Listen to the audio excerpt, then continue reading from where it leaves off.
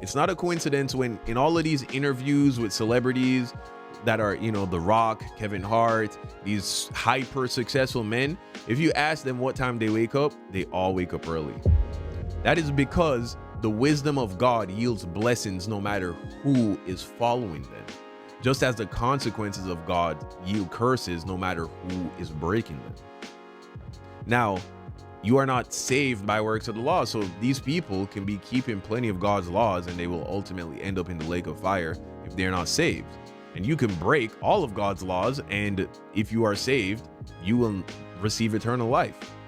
The point I'm making here is that the wisdom of God's laws are baked into the universe, or rather the world. I prefer the word the world. Baked into the world. The world is literally shaped in God's wisdom. And so when you are acting in accordance with God's commandments, you are acting in perfect harmony with the architecture of the world. When you're breaking the laws, right, it's no different than breaking the laws of physics, right? Jumping off of a building, a 7-story building, and expecting not to get hurt. It doesn't matter if you're a good guy or a bad guy. If you use the stairs, you will not die descending that 7-story building. But if you jump off, you could be the best guy in the world. You're going to hit the floor and go splat and die.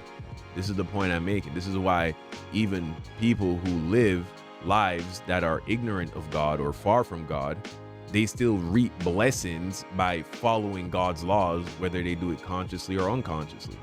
There are some people who don't drink, who don't like to drink, who never get drunk, and they're not doing it for any particular religious reason. Maybe they just never got into drinking when they were young. Maybe they hate the taste of it, so they just never got into it.